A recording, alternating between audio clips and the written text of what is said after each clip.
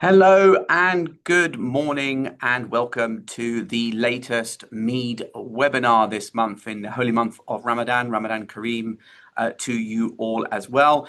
And this month we are looking at the GCC Data Centres project market here in the region. My name is Edward James. I'm the head of content and research at MEED Global Data, and I will be over the next 30 minutes or so giving you a quick rundown of the data center projects market in the region, following which I will attempt to answer any questions that you may have in a Q&A session following that presentation. If you have any questions, please put them into the Q&A box in your Zoom menu bar, and I will attempt to answer them later.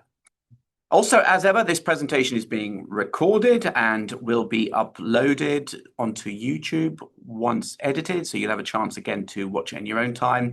And if you've registered for this webinar, you should also receive a copy of this presentation itself in your inbox over the next hour or so. Okay, so without further ado, let's move on to the presentation itself on what is a very, very hot topic right now, data centers.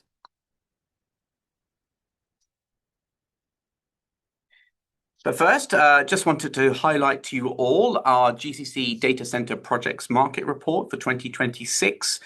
This actually is one of our most popular reports. It's been out in the market now for a week, and we've already had dozens of purchases. It does seem that data centers is right now a very hot topic, as I mentioned, and is something that a lot of interest in. So please do check this report out. There is a special discount for those of you attending today, the $600 discount you can see in the top left-hand corner if you use the code webinar600. If you want to find out more, for example, sample pages and table of contents, then please scan the bottom right-hand corner with your phone, and you can go to the webpage where you can find out more about this report. But certainly well worth reading, looking at, buying, if at all you are interested in the data center projects market in the GCC. Right. Let's move on to the introduction of the report, of the data centers projects market. Okay, so what is a data center? Data center is essentially a facility that houses interconnected computing, storage, network, environmental control, and security systems. It's built to support large-scale AI, cloud, and digital services, with reliability, efficiency, and sustainability being key considerations. So essentially, the data center is a fairly low-rise building, fairly innocuous. Sometimes it's disguised as another type of facility, but it's used to store servers and server racks and various networking equipment and cooling systems to be able to provide the storage and the processing power for digital applications, not just for the storage of data. For example, when you use your phone and you have Apple Cloud or so on, you need to have a centralized storage location for that data, but also increasingly for AI. Now, AI uses a large amount of processing power,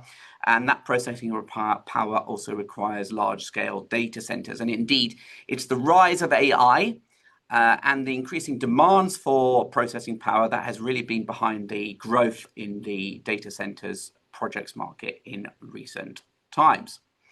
Okay, so here we have also some other information about the data centers market. Now, data centers tend to be measured in terms of their capacity for computing power. So that tends to be measured in megawatts. When we're talking about data centers, you want to understand the size of them. We will talk about a 10 megawatt data center or a 50 megawatt data center or a 100 megawatt data center and so on. Other key technical parameters we have to bear in mind are things like power usage effectiveness, basically how effectively it uses cooling systems and the power, with one being the ultimate efficiency, theoretically impossible to reach, but something like 1.1 to 1.15 of power usage effectiveness, PUE, is what essentially operators of data centers are looking for. Also critical, as you would imagine, for something regarding storage and processing power is downtime. So every data center must have as little downtime as possible to ensure full-time operations, 365 days a year. So as I mentioned, data centers are becoming increasingly important. You're seeing a lot in the news about processors and NVIDIA processors being shared with, for example, China or the Middle East. Everyone wants these GPUs. Everyone's looking for these chips in order to run these data centers. So there's a huge amount of capacity being built, not just in the region, but globally. And this is one of the reasons why it's such a hot topic right now. Now, just a little bit more information about data centers, because it is a fairly new sector and there's quite a lot of, not everyone is very familiar with them. So here's a little bit more information in terms of how we describe them. So we mentioned already that we talk about the capacity of data centers in megawatts. Then we have different types of data centers. So we have enterprise data centers. These tend to be the sort of more traditional historic data centers where a company with large scale storage requirements, for example, a bank, would have a small scale data center attached to it. So those are what we call, might be called an enterprise data center, where a company has its own data center for its own requirements. Then you have co-location data centers, which are owned and operated by third parties, and they lease out or rent out the storage space and infrastructure to other companies, ones which are maybe too small or don't have the need for their own data centers. Then you go on to the really big ones, the hyperscale data centers, and you've got some big hyperscaler data center operators and developers, the Amazon Web Services, AWS, Microsoft, the Googles, the Apples, the open AIs, and so on. And these are the ones which have huge requirements because they have their own AI platforms, and these are often 100 megawatts and above. So when you're talking about hyperscale data centers, you're talking about these mammoth, really large data centers using the biggest ones of their type. You have edge data centers. Now, regardless of the type of data center, how big it is or how powerful it is, physical distance between the data center and the end user is always going to create a latency. So sometimes you need those data centers to be close to the user. So if you have a data center, a large data center in Europe, for example, and you are, for whatever reason, using the storage there or the computing power for the Middle East, then there's going to be a delay or latency or lag due to the physical distance between them. So sometimes you need the data centers close to the end user in order to improve the performance and reduce that latency. And those are edge data centers. Then we have the carrier hotels. Those are often from major telecom providers and operators.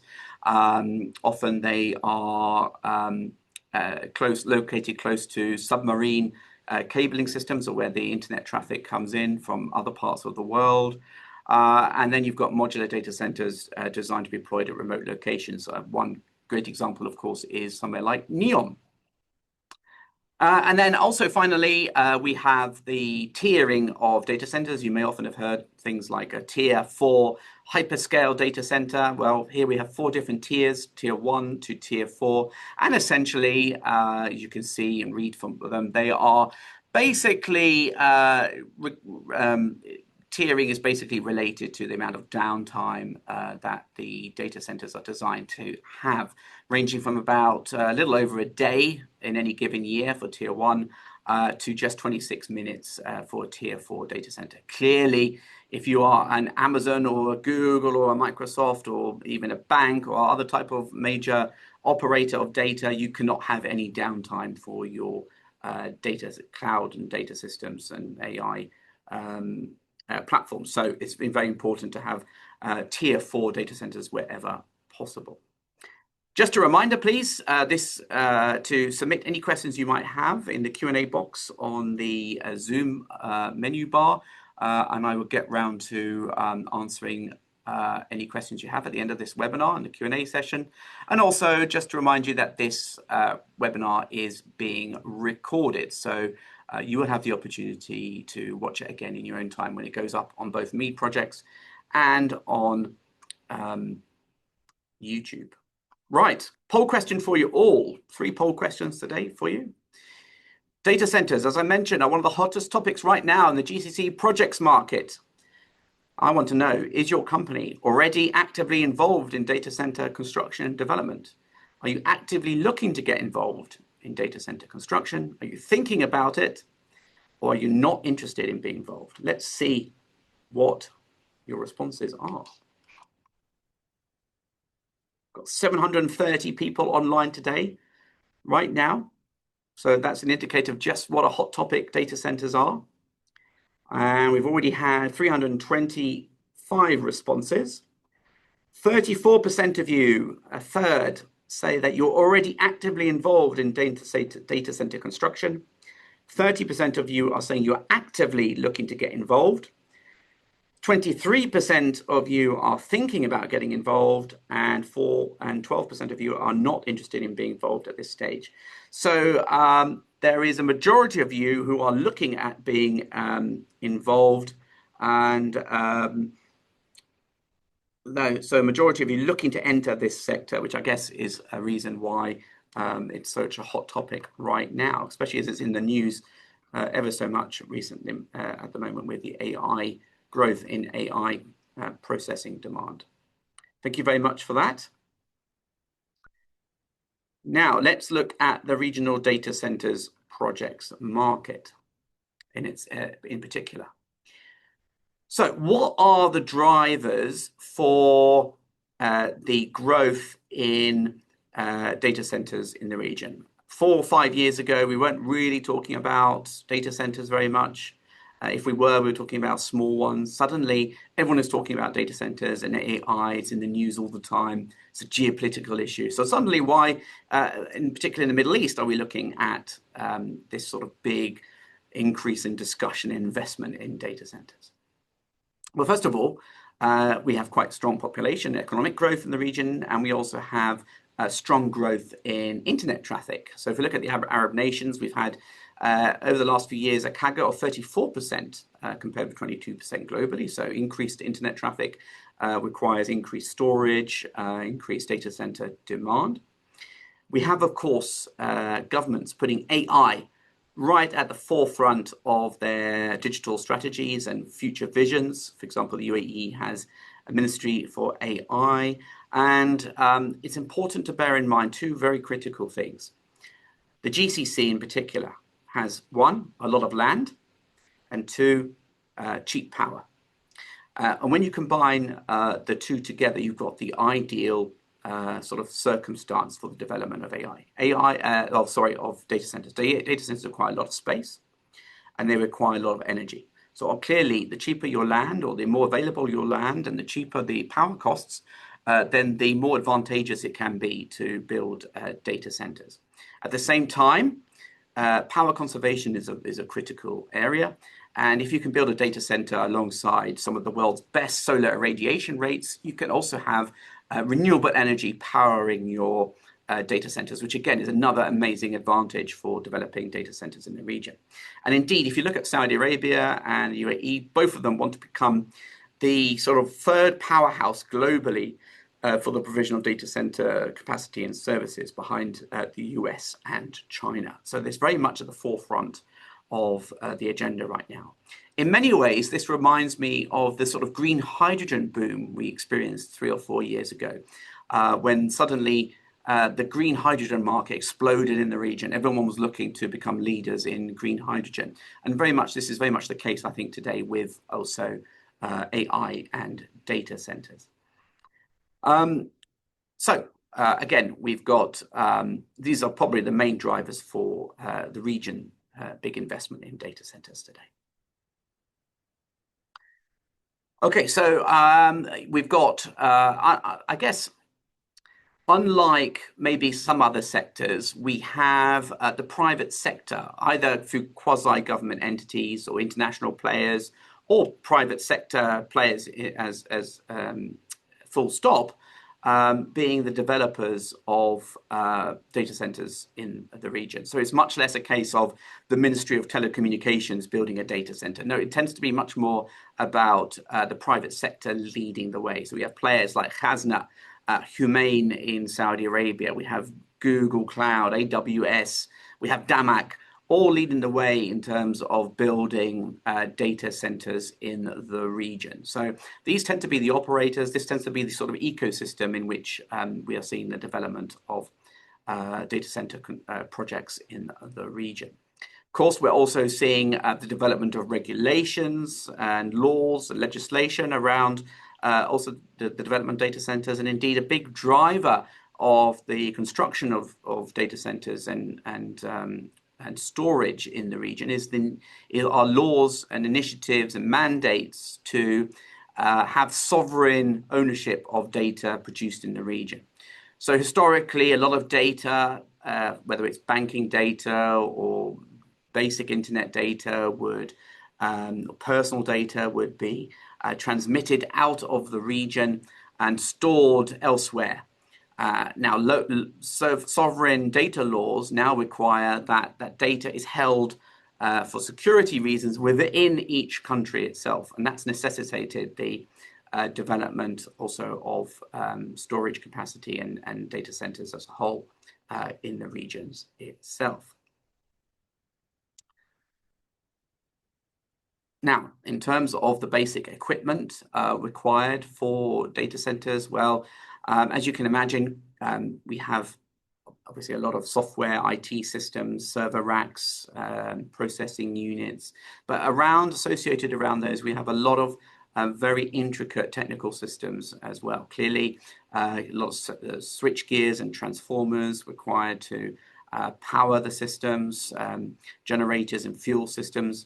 But cooling is really critically important. You can imagine how much heat a computer makes. Imagine that multiplied hundreds of thousands of times with a huge amount of processing power. So cooling systems, whether that's water-based or liquid cooling systems or more basic AC systems, you also have to have very clean environments absent of dust as well. And so there's a lot of very complex technical types of environmental systems, fire protection systems, cabling systems as well, and cooling systems in order to have successfully and operated data centers too. So these are the kind of key materials and elements of data centers which are required.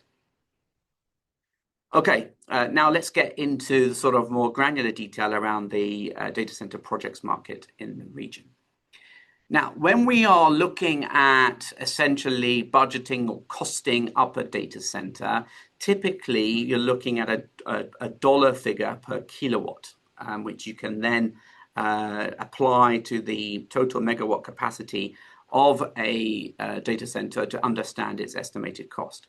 And again, when we are looking at that, we can see that the region is a lower cost environment in order to build a data center than other parts of the world. So we can, when we're looking at this bottom right-hand corner, when we're taking Turner & Townsend, the cost consultants' data, we can see that in Saudi Arabia, it costs about $11.3 a watt in order to build a data center. So if I have a 1 megawatt data center, then typically you would look at something like $11 million.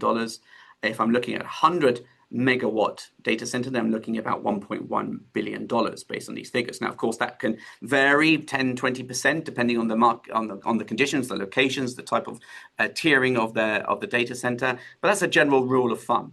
In UAE, it's even lower. It's $9.24 a watt. And these compares very favorably with somewhere like Singapore and Tokyo, where you can see it's 15.1 or 14.5 dollars a watt. Clearly, land costs, availability of land, power costs, general construction material costs, labor, and so on also have an impact on these figures. So not only does the region have advantages in terms of lower power costs and large amounts of land, renewable energy, it also construction costs on a basic level are also much lower than other parts of the world. You'll also see, compared with 2024, that costs have been rising to build data centers. So in 2024, it was $10.8 a watt in Saudi Arabia and $8.8 a watt in UAE. That's obviously, as you can see, grown quite considerably over the last year, although still cheaper than other parts of the world. And I think that just demonstrates the big demand increase for data centers and equipment, which is driving up costs generally. Which leads on to my next question, which is with regards to data construction costs. Do you believe that the costs will continue to rise? Do you think they will eventually fall, or do you think they remain about the same?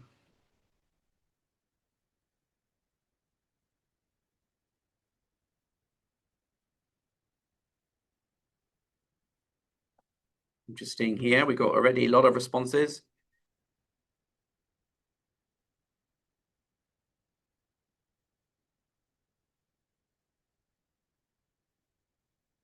Okay, so 400 responses, and we have 55% of you, a clear majority, saying that costs are going to rise, and 29% think are very optimistic, saying that costs will fall, and 15% of you saying that they will remain the same. So that's quite interesting, actually, that there is a split, a small split between prices eventually falling or prices continuing to rise. Okay, thank you very much for that. Right, now in terms of contracts activity for data centers in the region, and indeed really why people, I think, well, I believe most people will be looking at this today simply because over the last couple of years there has been a big increase in project activity for data centers. We can see that over the last decade or so, we've seen some $15 billion worth of projects, data center projects, contracts awarded. But of that 15.7 billion, nearly $9 billion has been awarded in the last 2 years alone. So we've seen a big leap over the years in data center contract awards. And if we look at the bottom graph, we can see that like most sectors, the UAE and Saudi Arabia are the main centers of focus and investment in those data centers. So those two markets tend to lead the way, as they do so often in the projects market in the region. But really, there's been, in the last 2 years, a notable increase in data center project awards and tendering activity. Now, in terms of the key clients, now, again, very interesting because unlike when looking at other sectors which are dominated by government entities and so on, public sector, in the GCC, the private sector is much more involved in development of these data center projects. And whether that's directly by the private sector or by quasi-government entities owned by the PIF, various holding companies, you can see here that actually really it's been the private sector is driving this increase in investment in the data center projects market. First up, we've got Desert Dragon Data Centers, which has, I think, up to 7 data centers under construction in Saudi Arabia. It's a Chinese-Saudi JV, doing a bit of work with NEOM as well. But private sector clearly sees an opportunity for building up capacity and then leasing out or renting out that capacity to other private sector players and companies, or even the government. Group 42, which is owned as an entity owned under Abu Dhabi. It's got $1.4 billion worth of data centers also under construction right now. Hasna, another UAE entity, $1.16 billion. And we have SDTech, Humain, which we've seen a lot of press recently about, PIF subsidiary that's already announced an $800 million investment. We have Amazon Web Services from the US, and indeed, I'm sure we'll see more and more US firms like Google and Microsoft awarding contracts in the region. And so they've also got $650 million worth of data centers underway. And you can see others, you can see someone like ADNOC Gas, Emirates Aluminium, for example, building up their own data centers too.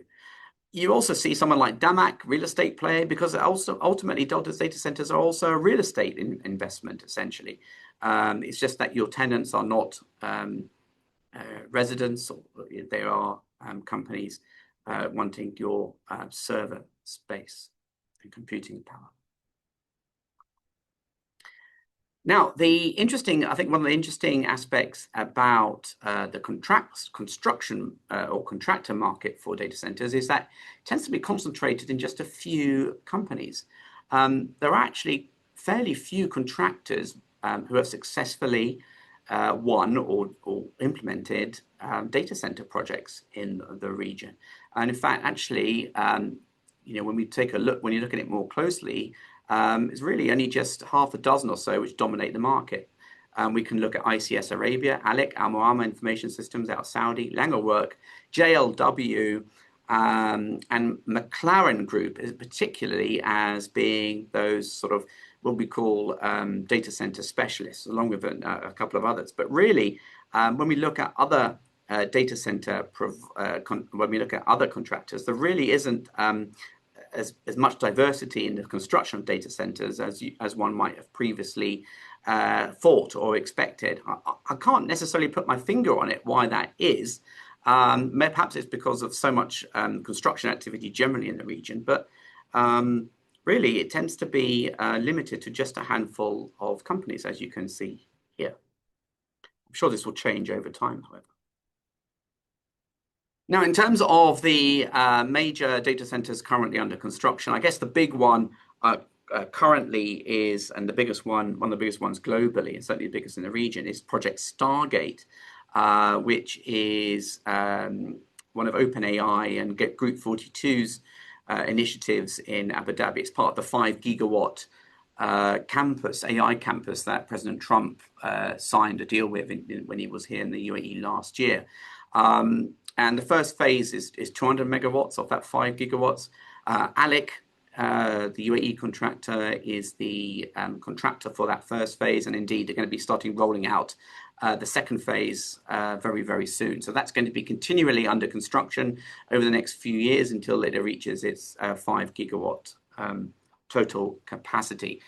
We also have in Ajman, the first AI enhanced data center, which is currently under construction. It's 100 megawatts. That's Langerwerk.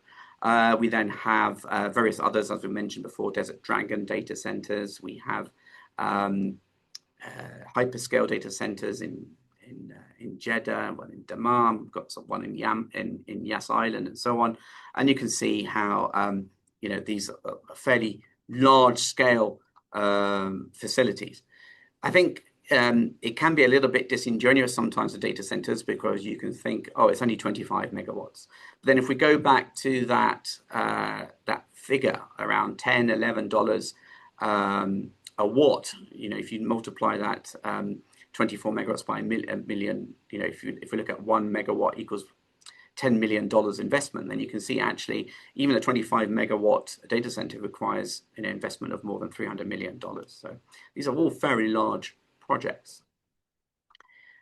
Just before I move on, just a reminder about our very popular WhatsApp channel.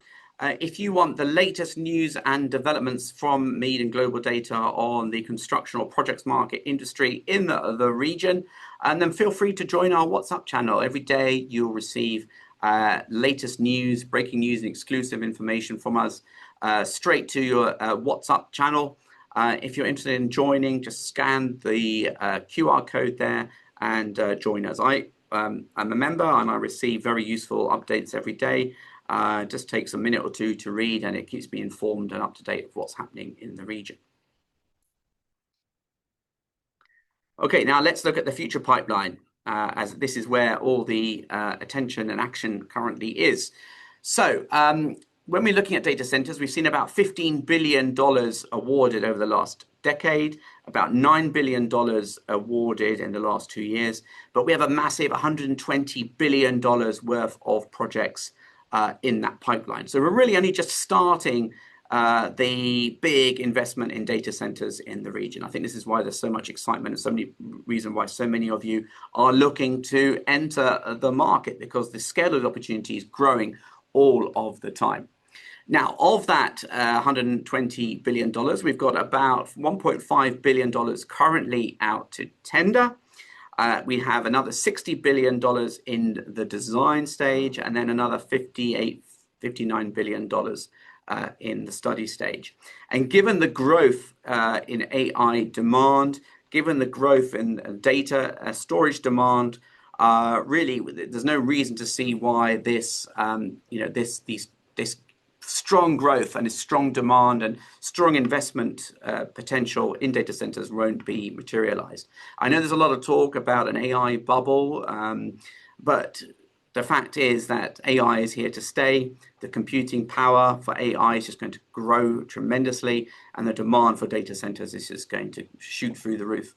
And the Middle East, as I mentioned, due to its large amounts of space, renewable energy, cheap power, is in an ideal position really to benefit from that. So combine that with the government strategies and visions, then we can be pretty confident that we're going to see this is a 70%, 80% growth in data center project market activity over the next 5-10 years.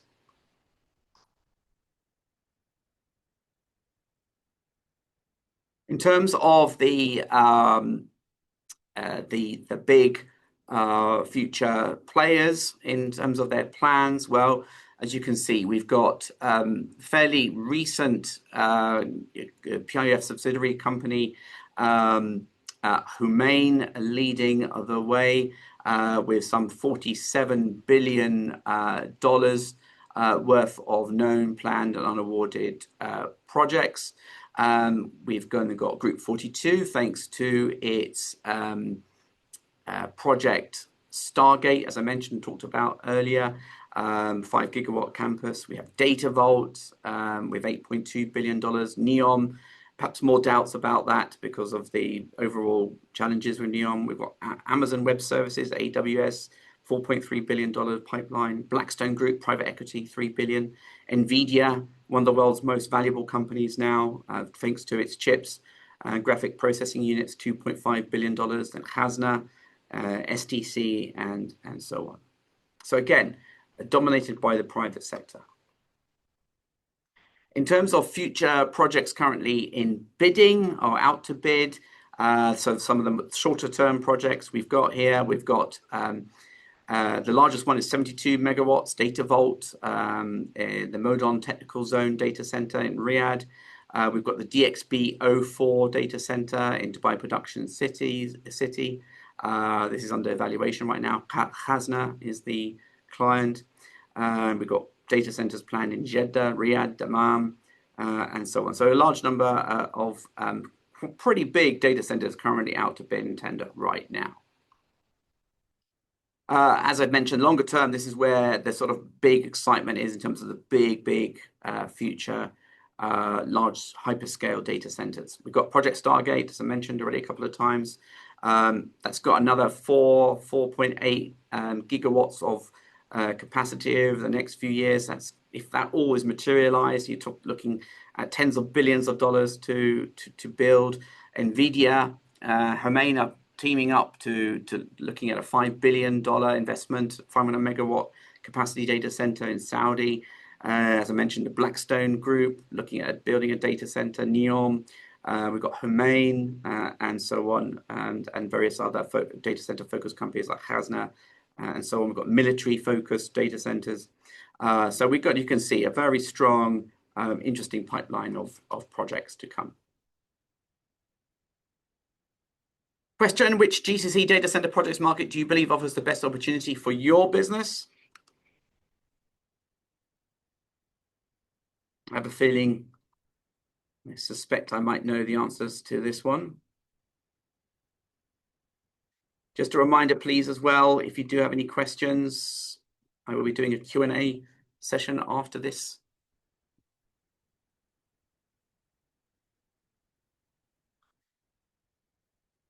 Okay, so nearly 300 or 400 responses. Unsurprisingly, it's all about Saudi Arabia and the UAE. And perhaps most interesting is the split between those two countries. So 60% of you almost say that Saudi Arabia is going to offer the best opportunity for your business compared with 36% for the UAE. So I guess the majority of you are saying that Saudi Arabia is actually the place to be right now for data center opportunities. Okay, now I'm just going to go through a handful of different projects, maybe to help visualize what's going on. Project Stargate's currently the largest data center under construction in the region, one of the largest globally. It's 200 megawatts in its first phase. ALEC is building it, and as you can see, Red Engineering and Sudlows are the main consultants. G42 is the client. And here on the image, you can see, I guess, the size of this data center. This is 200 megawatts capacity. When I'm going back to the space and land availability requirements, again, you can see why the GCC is well positioned. It's not easy to build large-scale data centers in places like Europe, or Japan, Korea, where there isn't a huge amount of space available for the large land area that is required for these types of projects. And Abu Dhabi is being built in Abu Dhabi. Abu Dhabi also benefits from having some excess nuclear capacity, being able to benefit from very healthy solar radiation rates to help solar power, using renewable energy to power these data centers. Of course, the environmental impact for them is very critical as well. And it can also use gas-fired power production as a base load too. As I mentioned, this is the result of President Trump arriving in UAE last year and signing the US-UAE AI Acceleration Agreement for the AI campus in Abu Dhabi. And it's being done in joint venture with OpenAI. It's AI infrastructure platform and has NVIDIA, Cisco, SoftBank, and Oracle as its development partners. And as I mentioned, this is the first 200 megawatts under construction. There's going to be obviously a lot more phases to come. Just some key details here. Some basic details. I won't run it through all, but here you can see it's cooling technology is advanced liquid cooling. If you remember, I'm going back to that PUE, the power efficiency. Using liquid cooling is the best way to reduce the total power cost for a data center. So it's going to use the most advanced types of cooling in order to cool the facility. As you can see here, about the 1.2 scale for PUE. Next one, Amazon Web Services, AWS. So it's building what it calls availability zones, 3 availability zones in Saudi Arabia. The big cloud storage providers, the Googles, the Microsofts, the AWSs, the Apples, they typically have not got many data centers in the region. This is all now changing. Sovereign data rules, inter-country agreements. There's been an attraction of bringing these big providers into the region. AWS is one of them, and it's agreed to build 3 large-scale data centers in Saudi Arabia. The first 2 are just been recently constructed and completed, RUH 061 and 062, and we've got RUH 063 currently under construction in and around Riyadh. JLW, James L. Williams, was the main contractor with Jones Engineering and Comatech. And then we've got Black and White Engineering, MAB Consult, and ACOM on the engineering and consulting side. Now, one interesting thing about data centers is that historically, information about their location is often being classified, and that's because of the sensitive strategic nature of them. Now, this is changing a little bit because some of these data centers are so large, it's impossible to really hide them. But it also goes down to this also applies to the tendering of these projects themselves. So generally speaking, there isn't public tendering of data center projects. So it is very critical for companies interested in building data centers or being involved in some way to actually register or pre-qualify with the data center operators and developers themselves in order to be able to participate in these projects. Now, again, another reason I'm saying this is because actually, if you were to search for the location of this Amazon Web Services data centers in Saudi Arabia, you won't find them. You won't find them on Google Maps. You won't be difficult to find exactly where they are. And this is, again, part of the sort of strategic confidentiality about the locations, specific locations for some of these data centers. Here's some more detailed technical data about the data centers for Amazon, AWS. Again, I won't go through it. 100 megawatt IT load. A very recent major announcement from last month is the Hexagon data center, one of the world's largest data centers, and indeed the largest government-owned data center, which has been announced in Saudi Arabia last month. It's 480 megawatts in size. You can see just how big that is from the render here. And that's going to be a tier 4 facility covering 30 million square feet and involving total investment of about $2.7 billion. Now, the first phase has recently been awarded to AB Tech, which is a subsidiary of Al Bawani, one of the PIF-owned contractors in Saudi Arabia, and AGI Group out of Jordan and Cisco Hennessy from the US are the design and supervision consultants for that. So it's not clear just how big that first phase is. But again, it's going to be, like many data centers, like the Stargate, for example, is going to be developed over time in phases as the demand and the tenants come in. So this is going to be the government data center of choice in Saudi Arabia. And then finally, just take another look at the first AI focused data center in the region. This one's actually in Ajman, being built by Khazna.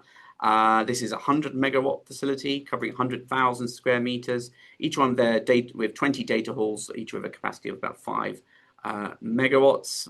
It's going to use grid capacity from Etihad WE. Of course, data centers have an option of using their own captive power generation capacity, or they can take it off the grid. And indeed, this is an interesting topic of debate because data centers are going to be a large driver of power demand increases over the next few years.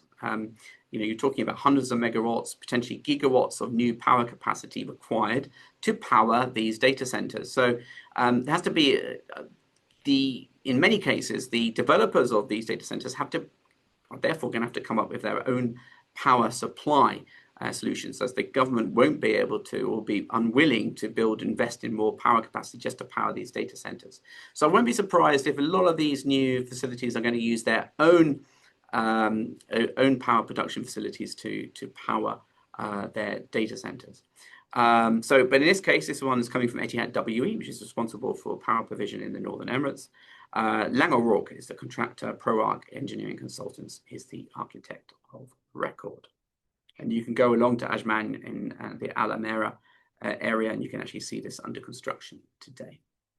Just a reminder again about our WhatsApp channel. Again, feel free to join. Get all the latest updates and news from MEED and Global Data every day when it comes out, so you can stay on top of what's happening. Got a quick last poll question, just again to see how MEED can potentially support your business. MEED has a number of different solutions and platforms. MEED.com is our news analysis and features service. It's nearly 70 years old this year. And also have our magazine, daily news service. We have MEED Projects, our projects tracking service, and indeed a lot of the data you've seen today comes from MEED Projects. We have our reports. The Data Centers Report, of course, is just one of those. We do events such as our Saudi Mega Projects, Giga Projects Conference coming up in June in Riyadh. And we offer various other solutions such as our marketing solutions business. So we have a quick poll question here, which I can see many of you have already answered. Thank you very much for that. We'll be happy to get in touch with you to help answer any questions you might have about that. Just a reminder again about the GCC Data Center Projects Market Report.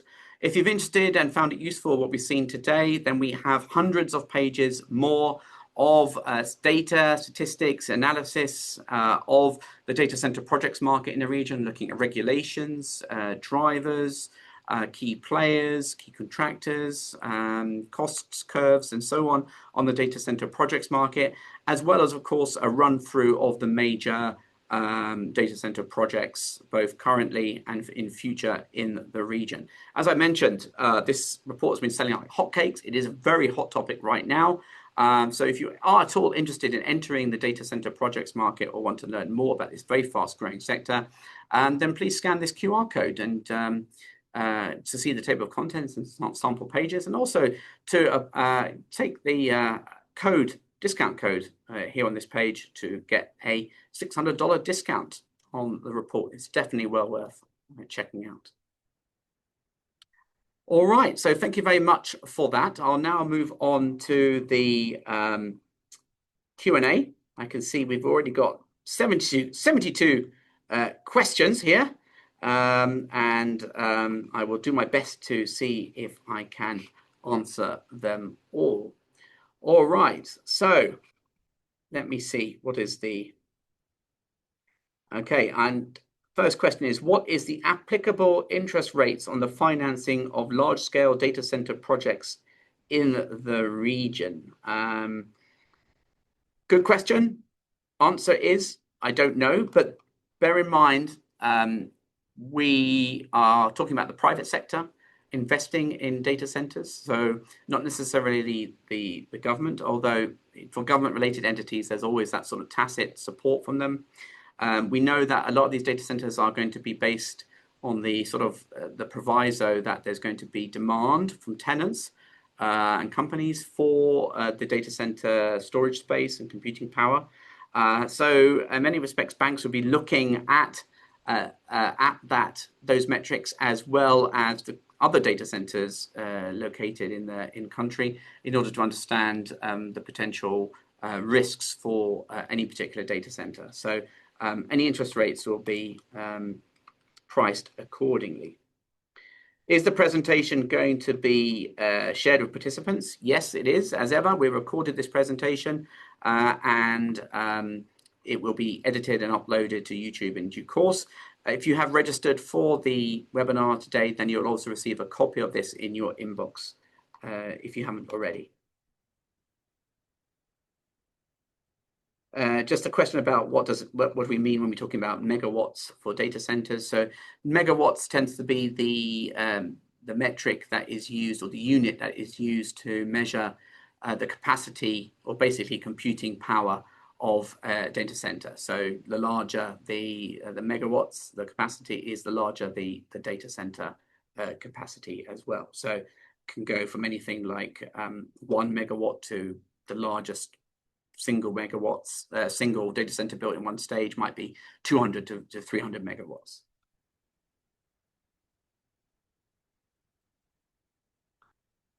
What is the difference between enterprise and hyperscale data centers? Well, without going into sort of too much detail, we can find here, you can see sort of the definitions, both between the tier, different 4 tiers of data center, as well as the different sort of purposes for sizing of data centers. So an enterprise data center might be for a bank which has large scale sort of data storage demand and requirements, also needs to make sure that that data is securely protected, and therefore builds its own data center for that. So that might be an enterprise. So it's purely for that particular company's own use.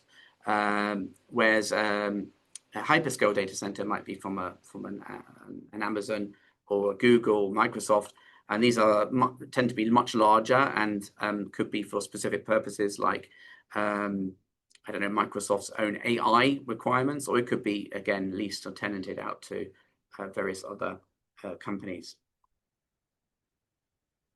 Can you share some clarification on PUE, so the power efficiency?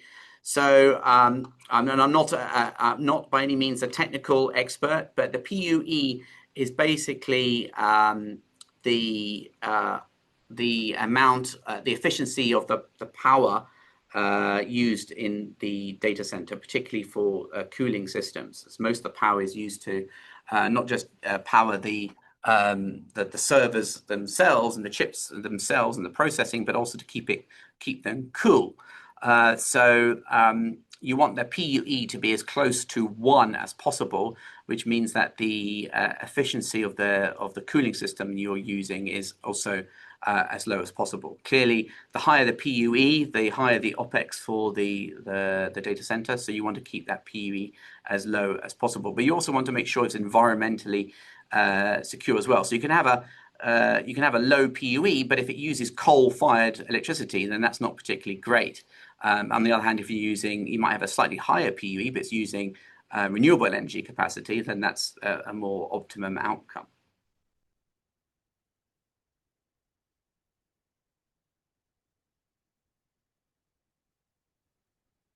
Which countries, cities are going to be data center hubs for the next 5 years? Well, in the GCC, we're looking at primarily the UAE and Saudi Arabia is already taking the lead in data center initiatives and strategy and attracting both local, regional, and international investment into data center construction.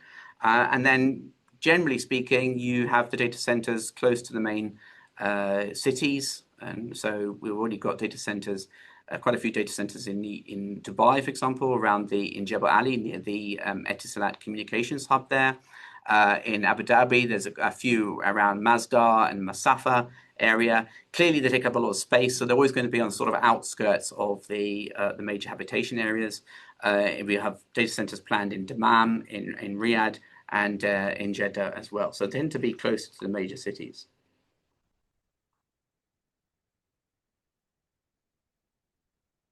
We've got a question here about AI adoption in the region and the market readiness for AI. So AI is incredibly data processing intensive. Every time my kids remind me of this all the time. Every time you make an AI prompt or you ask use AI, it uses quite a bit of electricity and processing power to generate the response. So all of that is calculated or processed in data centers.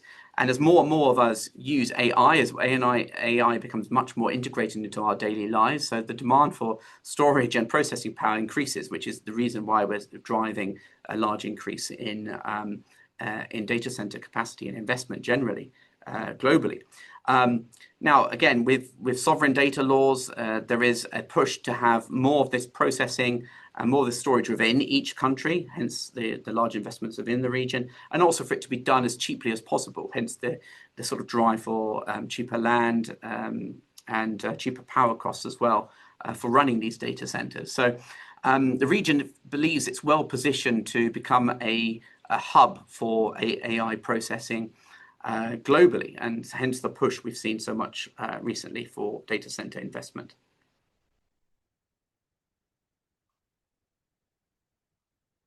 What are the total capex costs for data centers? Well, as we mentioned, as a rule of thumb, we're looking at, well, a couple of years ago, we were looking at as low as $7 to $8 a watt for the sort of per watt for data center capex. So essentially $7 million for every megawatt. So if it was 20 megawatts, then you multiply that by 7, and the total capex you could estimate about $140 million in the region. Today it's gone up a bit. Now we're looking at somewhere between $10 and $11.5 per watt. So $10 million to $11.5 million for each megawatt. So the capex costs have been increasing in recent years, but the GCC still has a cost advantage compared to other markets. For example, we saw in Japan and Singapore, it's something like $14 to $15 a watt. So there is a cash cost advantage in capex in the region. Is there a ministry in the UAE and Saudi Arabia where a vendor of products like panel boards, electrical cables, fiber optic cables have to register to make them eligible for EPC companies and contractors to use their products for these data centers? Now, essentially, and I think I mentioned this, private sector is much more involved in data center development and construction than the public sector is. It's a little bit more unusual in that respect in the region. And so each operator or developer of data centers is free to use their own procurement processes. So technically, generally, companies have to be registered and pre-qualified with the different developers of data centers in order to participate in their projects, rather than through a single public domain, public sector entity. However, there are regulations, of course, and various different bodies which are certifying data centers, and therefore any equipment or use must also be certified to meet the different conditions of, which these regulators or certifiers impose on data centers.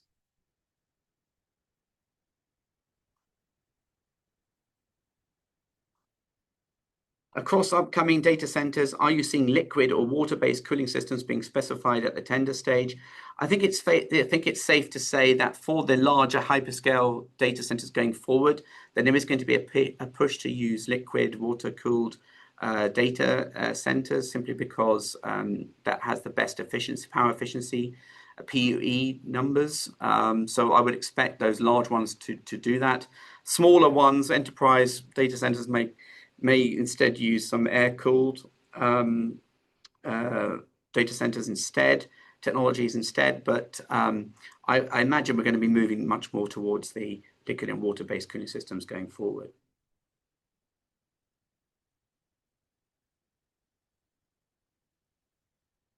Questions about the deck, if it will be, whether it will be shared with after the webinar. Yes, if you've registered for the webinar with your email address, you will receive a copy of this, and it's been recorded and will be uploaded to YouTube in due course. Have you got operating costs? No, I don't. Not in this presentation anyway. But again, the PUE is a good indicator of the OPEX costs. The lower the PUE, if you can get to 1.1 or 1.15, then you've got the best power efficiency and therefore the lower operating costs. As a rule of thumb, there was a guide for understanding the relative OPEXs of different data centers. Is the BOO or BOT model typically dominant? So we're looking at PPP projects. Well, yes and no. There are going to be instances where developers are going to be building data centers for government bodies or government services. So in which case, I guess, yes, you could apply the sort of PPP label to them. On the other hand, a lot of these data centers are private sector initiatives where they are selling the space and the services and processing capacity to other third parties, which tend to be a pure private sector service play as well. Who are the biggest contractors? Well, I went through that list. We've got a number of them, but not as diverse as we might originally expected. We've got the likes of ALEC. We've got JLW, we've got Lang O'Rourke, but actually it's limited so far to just a handful of major contractors. There's definitely space for more contractors to come into the market.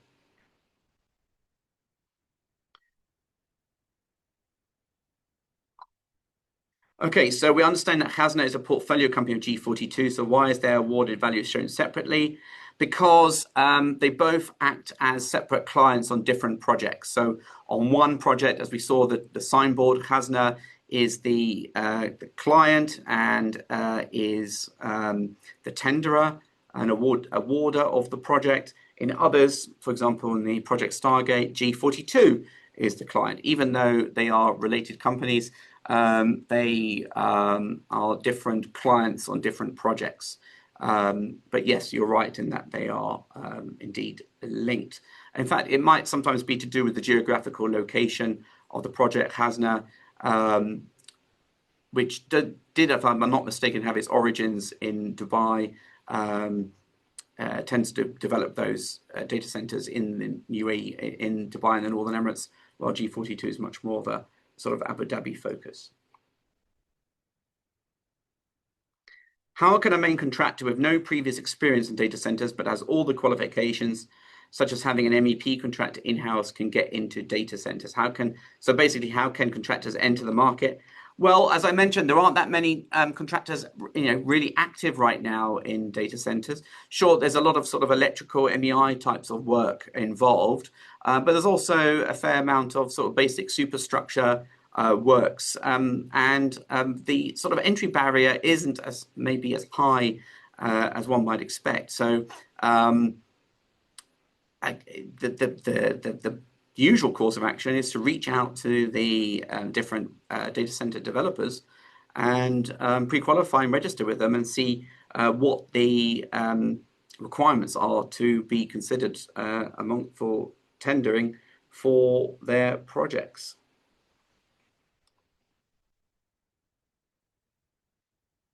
I'm sorry, there's a lot of technical questions which I'm not able to answer.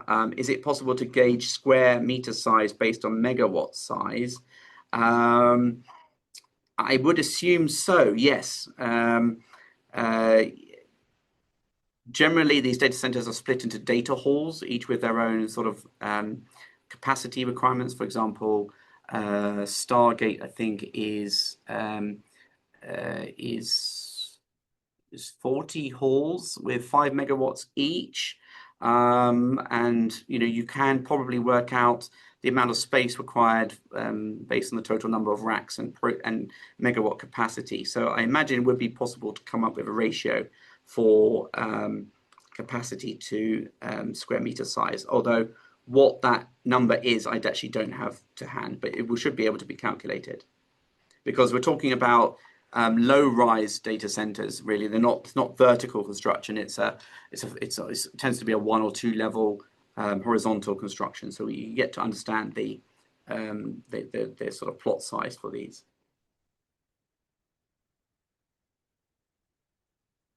Can you please share the QR code for the WhatsApp channel again? There we are.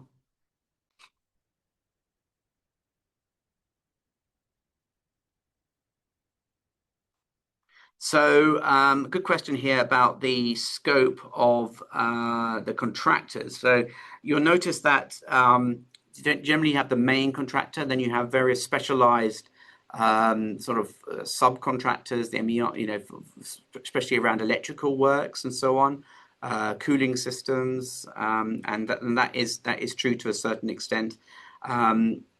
Whether or a lot of the time, the contractor is obviously not going to be responsible for providing the equipment, servers, the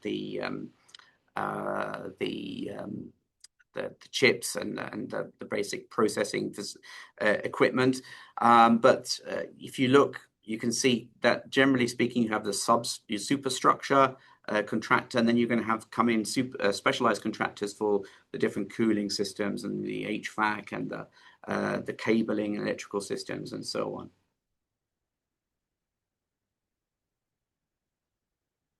Yes, someone has pointed out that although there is cheap energy and land in the region, it's also, of course, a lot hotter here, and therefore the cooling requirements are a lot more significant, which I think goes back to the usage of water cooling or liquid cooling systems on these data centers as in order to drive down the cooling costs.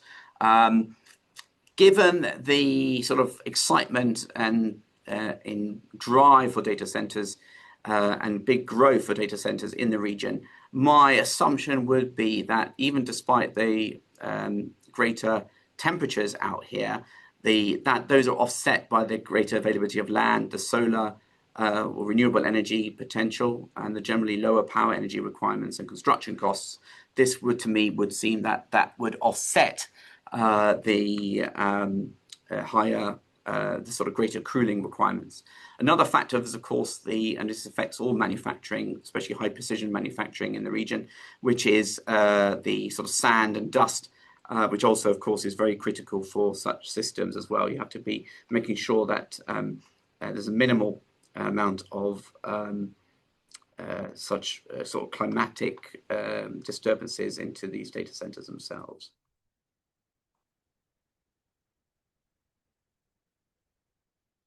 The Blackstone hyperscale data center is coming, I think, in Saudi Arabia, as far as I understand. What are the supply chain challenges with data centers? Well, I think the main one is as the demand for data centers grows, and so too is the demand for the key equipment used on them. And that's one of the reasons why I believe costs have gone up in the last couple of years. That's probably going to be while the market ramps up its production capacity. I think that's going to be a key stumbling block or a sort of roadblock for a lot of the key equipment in the data center market. So I think that's going to be the main problem. And of course, as we know globally, there is a shortage of chips, processors, and that is, well, outside of the remit of the construction sector itself. That's also going to be a potential slowdown for data centers in the region. Is the timeline to set up the data center realistic, as a substation alone can take 24 months? Well, yes, that's a good point. Actually, when we're looking at data centers, they can be built fairly quickly, especially if they're using their own sort of grid power. But yeah, often they're dependent on water connections or substation connections, which can often take longer than the data centers themselves. But generally speaking, data centers are fairly, well, compared with other types of building or infrastructure, tend to be quite quick to build. Again, there's lots of questions which I'm not able to answer, I'm afraid. They're a little bit of technical, either technical or outside my area of expertise. Question here about the offtake for the data center. Is that a problem? Well, clearly with any data center, you need to have buyers or users of your capacity and your space.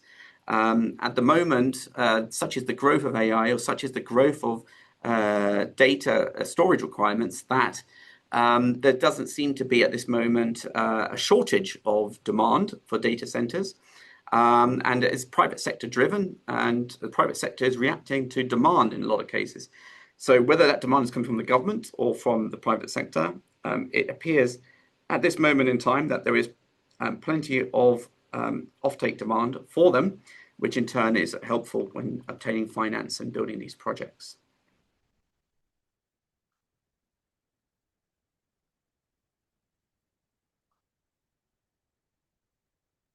Fire protection. Fire protection is a critical component of data centers. Clearly, you're talking about hundreds of millions of dollars of server and processor equipment in these data centers, and it's absolutely critical that they are protected from dust, overheating, but of course fires, especially in such a hot environment, and any failures in cooling systems or any other part of the structure, create a big fire risk. And so fire protection is certainly an element that there's a lot of investment goes into for these data centers. At the same time, as you know, as I said earlier, you split a lot of the data centers into different halls, each with their own different servers.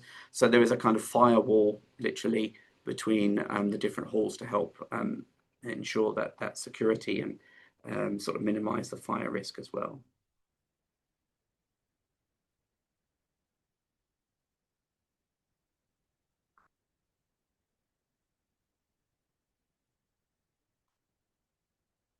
We're running out, well, we've run over time, so I'll see if I can answer a few more questions. I've got 127 questions here, so I'm not going to have a chance to answer all of them, but I'll do my best to answer as many as I can. What about the cooling water requirements? So of course, these liquid cooled data centers, a lot of them are tier 4 data centers. They require a lot of cooling, therefore they require a lot of water. Water is never an easy talking point when we're looking at the GCC region. So there is, of course, water treatment capacity and desalination capacity, seawater cooling capacity required in order to run these data centers. And that's another additional consideration when thinking about data centers in the region. And yes, the cost of such water might be higher than in other parts of the world, but still is offset by other advantages and costs elsewhere. Are there plans for data centers to use their own dedicated power and water facilities? Yes. It's not possible to have hundreds of megawatts or even thousands of megawatts of new AI or new data center capacity being developed and expect for all of that to be used by the grid. But certainly governments have to be aware that a large chunk of future demand suddenly is going to come from data center requirements. And that has to now figure into government projections and government planning for additional power capacity. But there will be a push for these data centers to use their own captive facilities, not just to keep the costs down, but to reduce that reliance on the grid.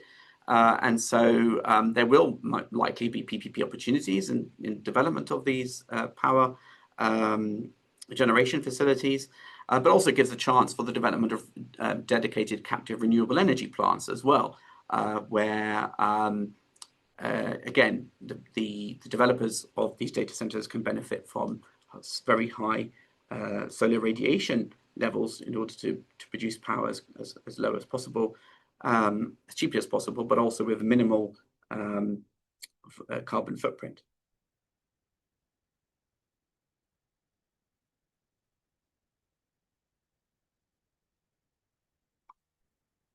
So UAE, this interesting comment from someone, UAE's comparatively cheaper cost of constructing a data center in the region.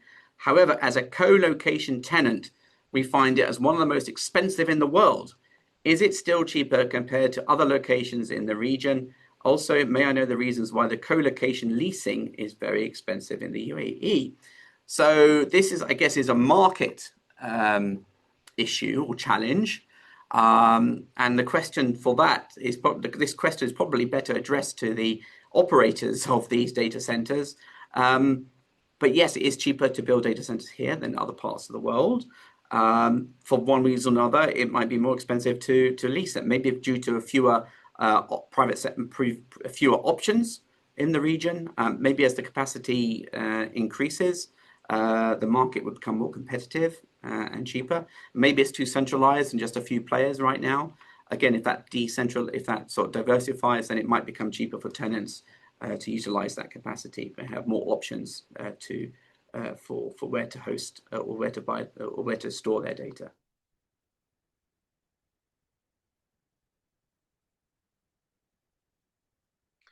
Do clients tend to tender the package as one package as an EPC, with the EPC selecting the different subcontractors, or do they tend to tender it separately themselves?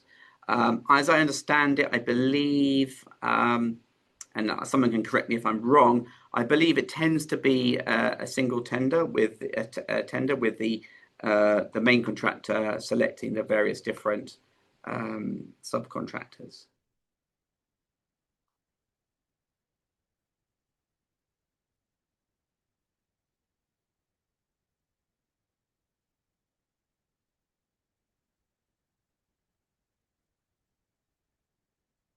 Okay, I'll answer one more question. Again, a lot of questions which I'm not really in a position to be able to, at this moment, right off the top of my head, answer.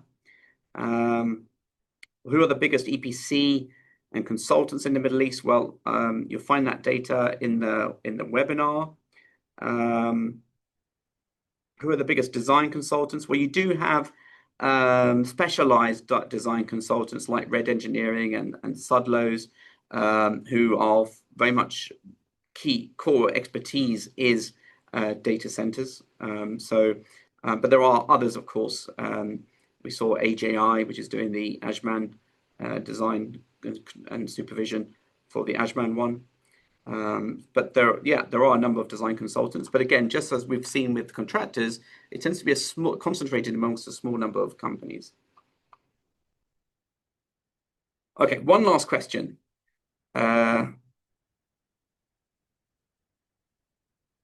Do you have any insights on data centers in Africa, Kenya in particular? Actually, MEED Projects does track data centers across Africa. It's not as yet as an active market as the GCC, but we're definitely seeing some growth in data center projects in sub-Saharan Africa. Each country has their own, wants to build their own sovereign data centers, have their own requirements for storing data in country. And we do see this as a very fast-growing market as well in Africa. And indeed, if you look, there are a sort of increasing number of players looking to invest in data centers on the continent there. So that is actually a very interesting question and a very good potential future market as well. Are there any data centers linked to crypto? That's a very interesting question. And the answer is yes, both by the private sector and government. Crypto, of course, if you want to mine Bitcoin, for example, you need heavy computing power. In order to mine Bitcoin, for example, effectively, you need, therefore, cheap power. If you've got cheap power, a lot of which, for example, can be sourced during the winter when you've got excess capacity, then it makes sense for governments to also mine Bitcoin. And we do see that happening. I'm not going to talk about particular places, but it's true that governments themselves are using data centers to mine Bitcoin in the region. And even some companies which have access to low-cost power are also taking advantage of that right now as well. Okay, I can't answer any more questions because we've run out of time. I can see there's still 350 of you online. I hope you found that useful. I hope you found it as a good contextual setting for what's happening in data centers projects right now in the region. Sorry I didn't get to answer all of your questions, but feel free to reach out to me anytime. There's my email address, there's my number, WhatsApp me, email me whenever you want. And as I mentioned, it's been recorded, this webinar, so you will get a chance to watch it again online. And we'll send you the link to that as well once it's been uploaded. And of course, we'll send you a copy of this presentation too for you to look at in your own time. For now, that's it from me. Thank you very much for your attention. Well, I want to wish you all very best for the remainder of this holy month. And I'll see you again after Eid al-Fitr, where we'll be looking at the Saudi Giga projects market next month. So once again, thank you very much and speak to you all again very soon. Thank you.